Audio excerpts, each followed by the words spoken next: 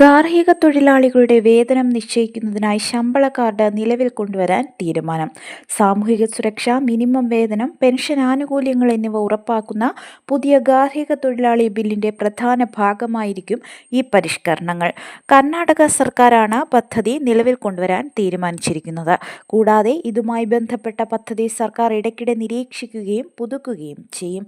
നിലവിൽ കർണാടകയിൽ ഗാർഹിക തൊഴിലാളികൾക്ക് വേതനത്തിന്റെ കാര്യത്തിൽ നഗര ഗ്രാമപ്രദേശങ്ങളുടെ അടിസ്ഥാനത്തിൽ വലിയ വ്യത്യാസങ്ങളുണ്ട്.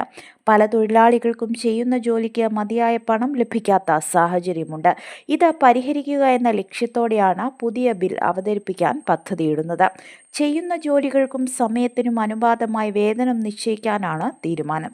വീട്ടുജോലികളിൽ ഏർപ്പെടുന്നതിൽ നിരവധി ആളുകൾ പീഡനം അനുഭവിക്കുന്നുവെന്ന റിപ്പോർട്ടുകളുടെ അടിസ്ഥാനത്തിലാണ് പരിഷ്കരണത്തിന് ഒരുങ്ങുന്നതെന്ന് കർണാടക തൊഴിൽ മന്ത്രി അറിയിച്ചു. തൊഴിലാളികളെ രജിസ്റ്റർ ചെയ്യിക്കുക എന്നതാണ് പദ്ധതിയുടെ പ്രധാന ലക്ഷ്യം. ജോലി ചെയ്യുന്നവരുടെ എണ്ണം, അവർക്ക് വൈദ്യസഹായങ്ങളോ മറ്റോ ലഭിക്കുന്നുണ്ടോ തുടങ്ങിയ കാര്യങ്ങളാണ് പരിശോധിക്കുക എന്ന് മന്ത്രി വ്യക്തമാക്കി.